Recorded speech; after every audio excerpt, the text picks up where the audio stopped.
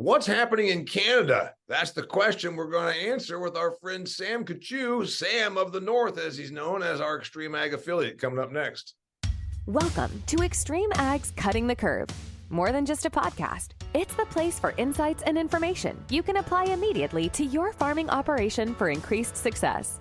This episode of Cutting the Curve is brought to you by AgXplore, with innovative products that improve fertilizer efficiency, protect yield potential, and reduce stress. AgXplore helps growers maximize field potential.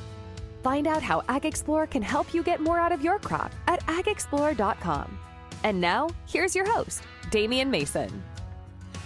Hey there, welcome to another fantastic episode of Extreme Ag's Cutting the Curve. You know, we've got these awesome affiliates sprinkled around North America that do cool stuff and then share that information with you.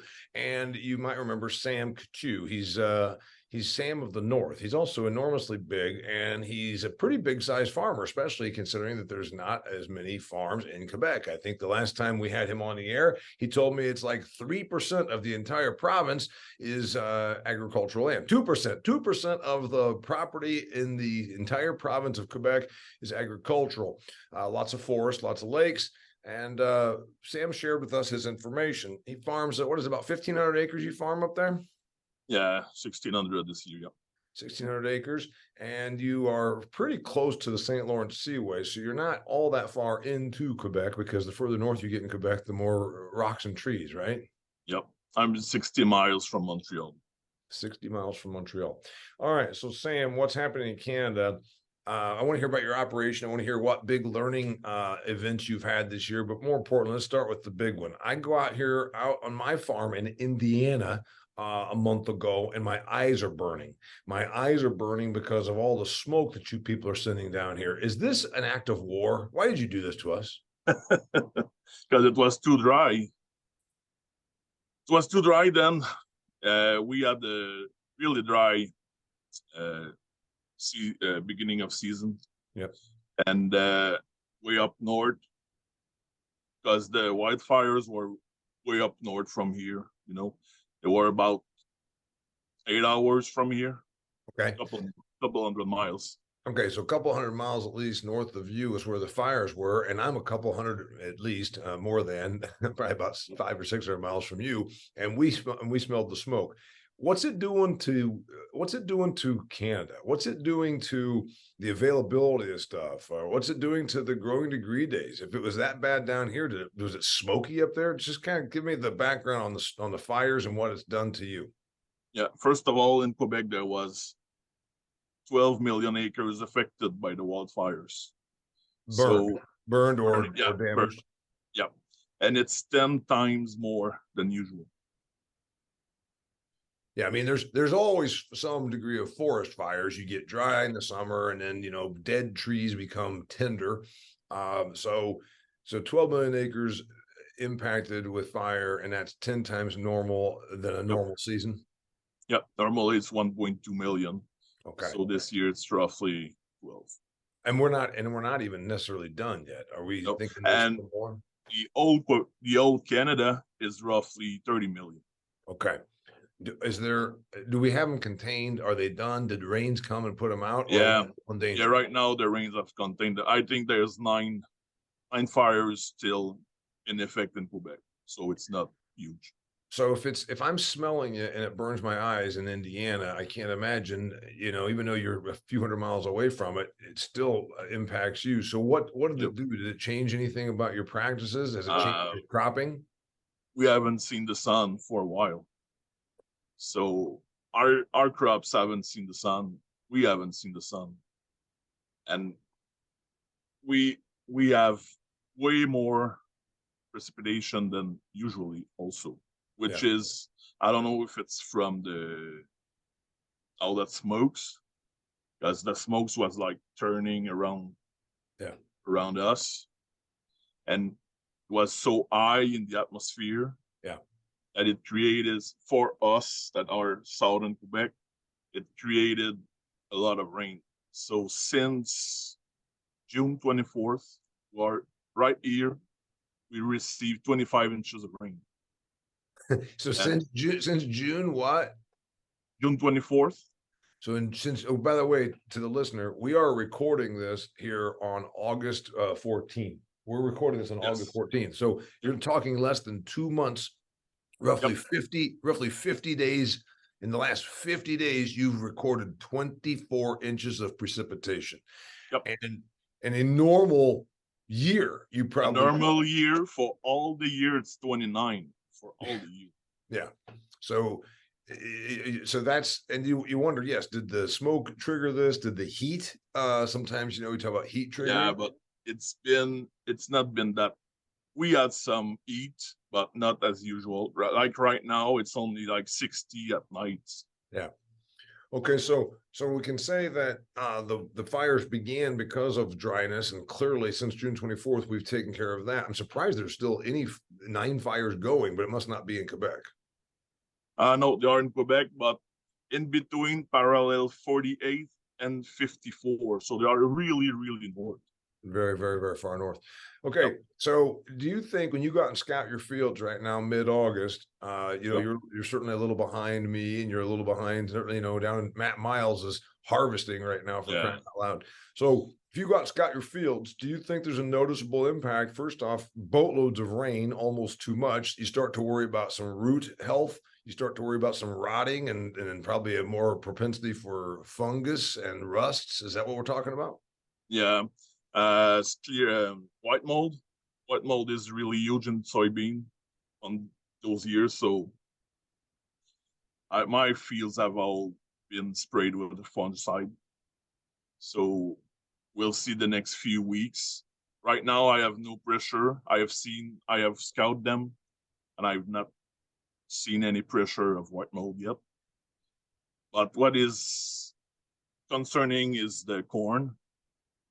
Corn is just finishing to pollinate it, and there's no any yellow on any ears of corn. Right.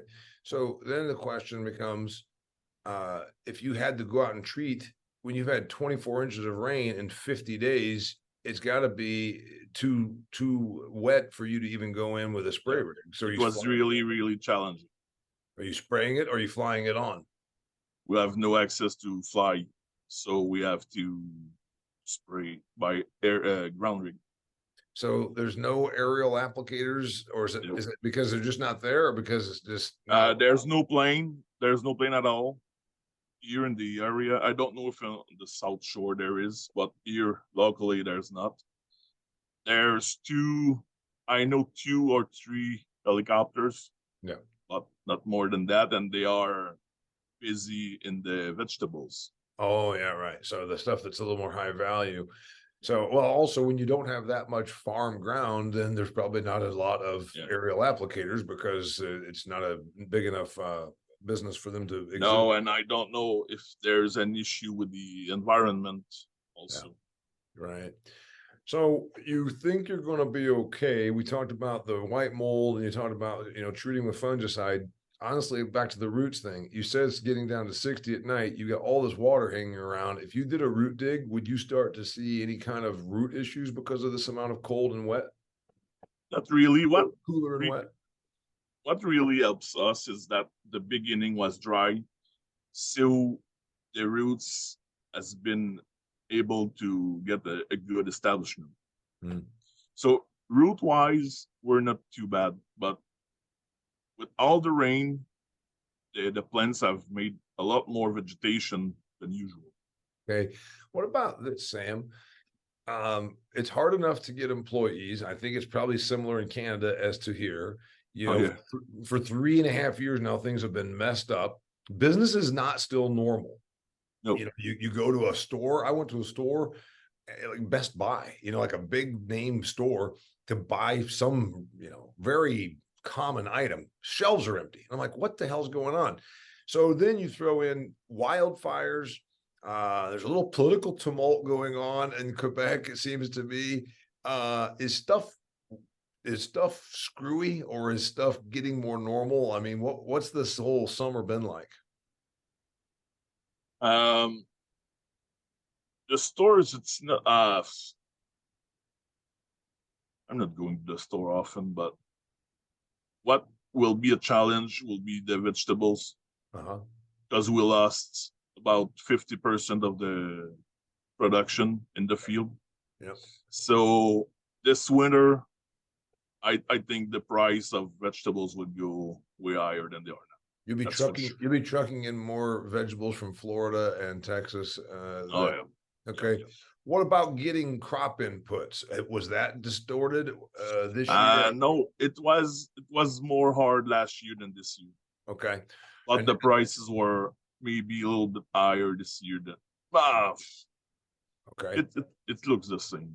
And then what about like the employee issue? I mean, like if you deal with a ag retailer, Yeah. do they have all the help that they need, or is it still kind of Yeah, no, ag retailer, it was hard.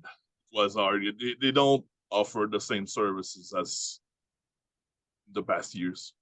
okay? So you're still they still don't have enough manpower, basically. Yeah. No. And on the farms also, we have to be creative sometimes to make things happen. Yeah. Right. So I'm talking to Sam of the North, by the way, and you should keep up with his stuff. He's doing some cool things. So tell me about the entire operation. You're spraying, you've done fungicide, things are Yep. looking okay. You're not So, having root problems. What's it look like?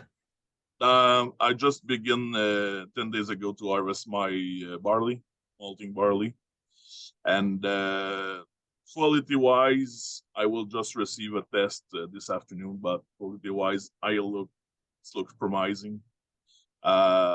Roughly 70 bushel an acre, but it's eye management, and some guys around here are talking about 25 to 30 bushel per acre on the normal management.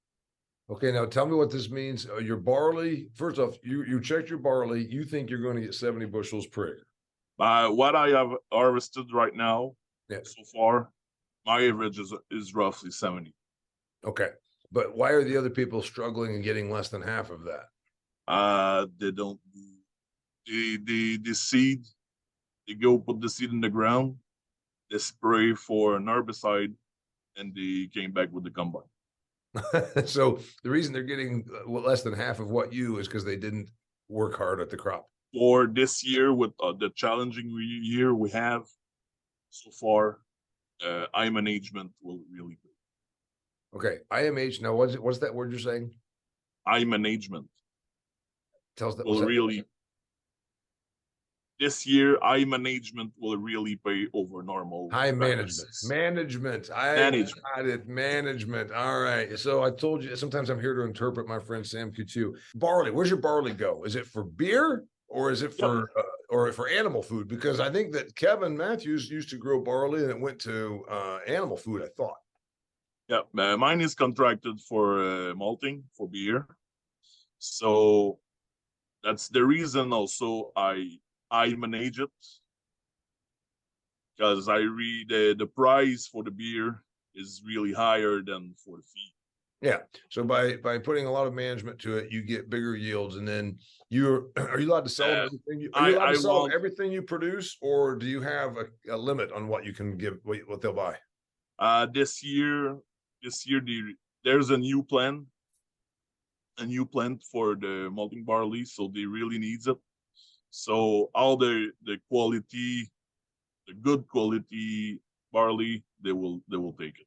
That's fantastic. So you're going to make money in your barley. How many of your 1,600 acres? How many acres of your 1,600 go to? 225. And do they go Labatt's? No, it's I don't know where it will go. Which company is gonna buy? It's a new plant, and they will distribute it wherever. I see, to all the breweries. Okay. Yeah.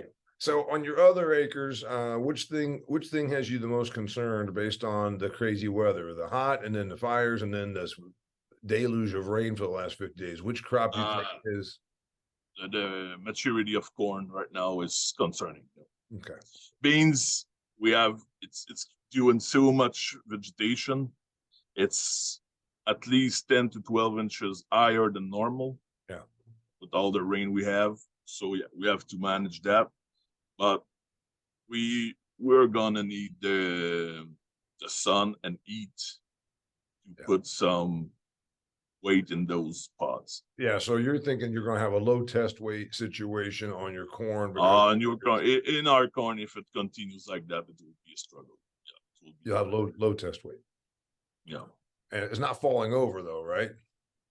No, we have with those big rain events, we have some big wind events, and there's some corn that were laying flat on the ground. Not here, but 20 miles from here, there was corn that was flat on the ground. Right. Is there any salvaging that, or is that just a insurance or a bailout? Yeah, the insurance, but it came back.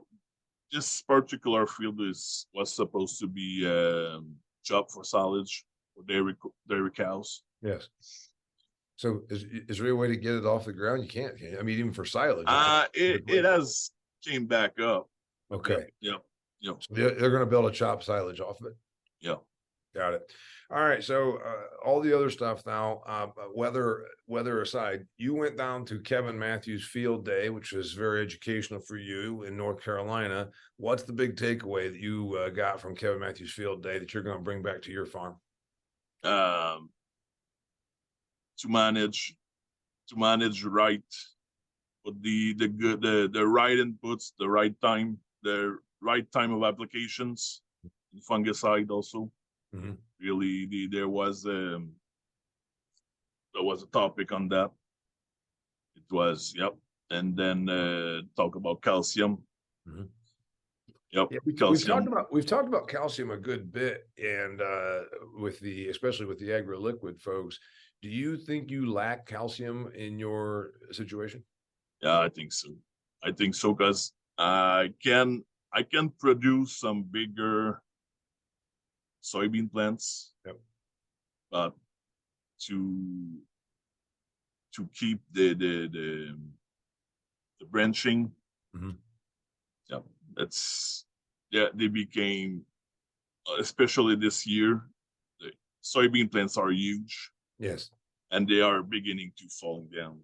Yeah. So Kelly Garrett talks about that. And one of probably my first few months of recording Cutting the Curve podcast episodes with Kelly, he spoke about the need for plant growth regulators because he had vegetative growth on soybeans. The soybeans got to be 6 feet tall and then fell over. And so he says, we missed out on probably arguably 25% of the crop because, damage laying on the ground.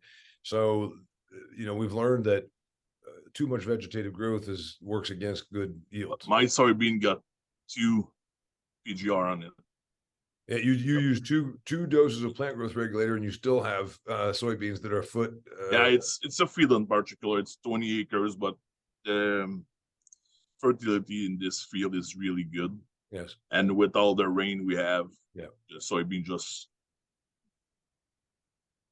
All right. Biggest challenge this year besides the rain? Anything else that challenged you in the year 2023 between the beginning of the year? It was the manpower. The what? Manpower. Oh, you didn't have enough. You didn't have enough work. You didn't have enough help. Yeah, to begin the season, it was rough. Ward 3. Yep. Okay, and then what are you looking forward to most in 2023? Big checks for the barley. I hope so. Hey, it's okay. I know that most farmers still are afraid to admit that they make money, but we like making money around here at Extreme Ag. We have to. I have to make money. That's right. You have to make money. So what else are you looking forward to this year? The soybean will be really good, I think, if we can take it if we keep them from falling over. Yeah, and to keep it in from a frost. Yeah, in September, that would be a disaster. But because if you get an early frost up there, you're saying before the beans are fully, I mean, it'll obviously dry them down and make it so they can harvest. You start getting a couple of hard frosts, but you're saying if it comes too early, you still miss out on pod fill or on weight. Yeah, on weight and pod fill also, because what is an early frost for us is like September 15. Mm-hmm. That would be way too early. Mm-hmm. Usually October 10th is our date for the first frost. But this year we will need two good months like September and October to be really but it would be nice. It could change the season. Yeah. So if you can avoid an early frost before October 1st, you're probably still okay. Yeah, like right now, nothing is done, and nothing. It's a gamble right now. Right. Are you doing any experiments for us? Is there anything that you've got going on, or any new product or stuff that you now are starting to see how it worked out? Yeah, well, I haven't scouted my fields really for like 10 days, but I have a test. You haven't been in your fields for 10 days. What's going on here, Sam? I was in the combine, and then I was in the US. Right. Okay. So now I have a test with the Spray Tech. I tried 3 different products with them, and I try NutriCharge also. Okay. So you're doing some experiments with NutriCharge from Agrotech USA. The other one you said you're doing some experiments with are Spray Tech. Spray Tech, and that's the stuff it's their product is it's an adjuvant, it's a drift control agent, it's a surfactant, it's I have the adjuvant, which is full tech. uh-huh. I have boron max. A boron product. Yeah. Yep, and I have the cube. What's that? The cube. Yeah, isn't that like three things it does? That's a plant health. Plant health product, right? Yep. Got it. So that's kind of cool. So are you seeing anything that excites you? Chad is just coming this Wednesday for a field day in Quebec. Mm-hmm. So we're gonna go check that with him. Yep. Yeah. Do you think the customs people are going to be nice to him? Because your Canadian customs people are usually kind of difficult to deal with, and he talks funny Southern talk. You think he's going to? Yeah. Well, I just hope they will understand him. Yeah, I was going to say, you got French speaking people bringing in Southern talking people. I don't know if that's going to work. Yeah, it will work. All right. So you've got a field day coming up here in a couple of days at your place. No, it's not on my place. It's a friend's farm on the South Shore. Okay. Do you farm it, or it's your friend that owns it and farms it? No. He do it on his farm. I don't farm any. I see. So you're going to go down there. Do you have a role? You going to be talking to anybody about any of these products you're trialing? I'm not supposed to talk, but we'll see. You're not supposed to. All right. So get me out of here, Sam of the North. We checked in to see what's going on in Canada. What else did I not ask you about that you think is important for us to know? I think you're our guy with his finger on the pulse of Eastern Canada. Yeah. No, there's with all the rain we have, that sums all about the season right now. Yeah. It's really, it's the atmosphere in the farm community is not good right now, with all the fields that are abandoned, and it's not a good feeling. Yeah, right. So the environment, the feel of the mood of your area in Quebec is not very good. So you're kind of in a better mood because you've got this barley stuff coming. So you're going to end up making money on barley and soy. Yeah. So you got to pretend that you're upset, but also really behind the scenes, you're actually celebrating. Yeah, but we're not a lot of people that are managing our things hard, and people are looking strange at us. Why do you do this? Why do you do that? I'm really challenged by people, and they look weird at me, but it looks like it really pays good, Yeah. So you got people that are looking at you because you're doing high levels of management, you're doing intensive agriculture, you're doing stuff like we at Extreme Ag talk about all the time, maximizing every acre and taking that last pass.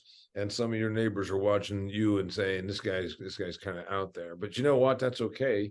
Remember, didn't Kelly put anhydrous on soybeans in the fall once, and people thought, what the hell is this guy doing? So you got to try some crazy stuff once in a while to see if you're doing right. You have to think outside the box. There you go. So you're doing it. I'm glad to hear it. So you're applying some of the stuff you've learned here. I want to check in. I want to check in again when we get to past harvest. I want to hear how everything went and whether you're able to roll. You just were combining barley, and Yeah, then so now what's your next step? it will be barley, oats, wheat all together, and then in 2 to 3 weeks it will be canola because I'm harvesting some custom harvesting some canola, Mhm. roughly 700 acres, and then Yeah, you don't produce it. You're just harvesting. no, I'm just harvesting it. Yeah, Wow. it's a 1 hour north of here. Yes. I don't know if I may try it on my farm one of those years. You might try some canola. All right. So Yeah. you get through your cereal crops, your oats, your wheat, and your barley here coming up, and then you go and do some custom work on canola. Yep. Quebec's not really much of a canola producer compared to the other No, provinces, no. right? Like I told you before, it's a good rotation for this guy for potato, so it breaks the disease and insects. Okay. So canola in your part of the world is more of a rotation to get rid of disease pests, potato pests on a rotation. And then from getting done with the canola, then you twiddle your thumbs for a week or two, and then it's time to we think maybe roll soybeans. Yeah, I will be custom harvesting some beans around September 15 because I got a friend that's taking the opportunity that I'm an hour north of here and get some fields. So he always plant early maturity beans. Yeah. So right after the canola, it will be the 4th year we do that. I go and harvest like 800 acre of beans for him. And then I came back here and I do my stuff here. Yeah. Wow. All right, I'm gonna check in with you somewhere around post harvest. I want to hear how all this shakes out and let you gloat a little bit about all the money you made. But no, when you're working hard and you're trying new stuff, it's fitting that you would be getting bigger. Yeah. I think it's a good testament. You're talking about you're doing more than double the amount of barley that some of the people down the road are, and as you said, because the yields are poor, the facility it says bring all you can, and they're bidding the price up. This is an opportunity. Yep. Oh yeah. And this year is a year like that. Yeah, you created your own opportunity, quite frankly. All right, his name is Sam Coutu. That's Coutu. I think I get it roughly close to being accurate when I say Coutu. I mean, Coutu. See, I don't know French, but I do the best I can. All right, so his name's Sam Coutu. My name's Damian Mason. You have been listening to Extreme Ag Cutting the Curve. Remember, we've got hundreds of episodes like this. Cool information, insights, interviews with the guys doing interesting stuff, and we want you to share this. So share this with anybody that's in the business of agriculture that can learn from this. You know, at extremeag.farm, hundreds of videos that these guys shoot on their farms, plus the stuff with Cutting the Curve. It's also available on Acres TV if you want to watch the video. So all over the place. Share it, enjoy it. Thank you for being here. Thanks, Sam. Bye. Until next time. Thanks for listening to another edition of Cutting the Curve. For more insights and information that you can apply to your farming operation, visit extremeag.farm. Are your crops stressed out? AgXplore has you covered with a full line of products designed to reduce crop stress and improve yields. Check out agxplore.com and start protecting your yields and profits.